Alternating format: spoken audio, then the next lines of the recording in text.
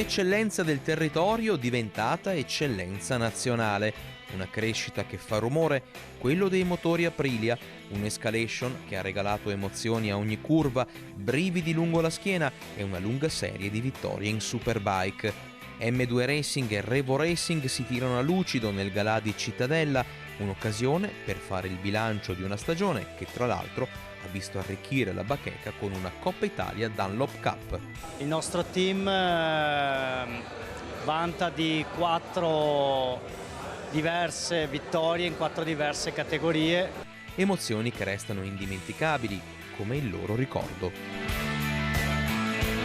Tutte le gare della Dunlop Cup dove abbiamo vinto con Alex Bernardi 5 gare consecutive, le wild card fatte con Alessandro Del Bianco alla National Trophy e alla Coppa Italia, sempre la Dunlop Cup, vinte di gran lunga sugli avversari con queste moto fornite da Aprilia e assistite dal nostro team.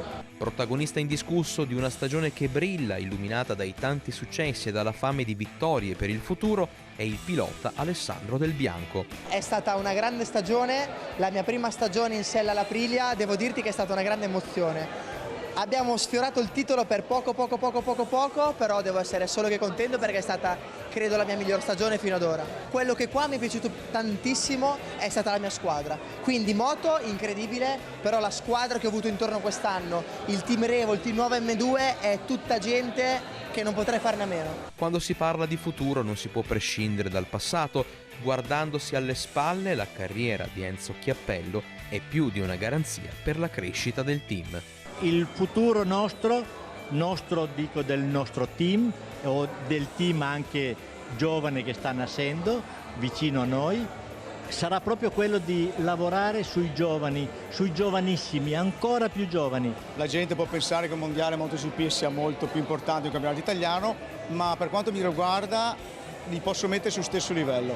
Brindisi anche per la categoria 12 pollici. Al 12 pollici Italian Cup siamo arrivati in 2 categorie secondi, quindi siamo vice campioni italiani, sia nella mini GP 14 cavalli over, cioè la categoria dei pesanti, sia nella categoria mini GP 14 cavalli under, cioè nella categoria dei leggeri.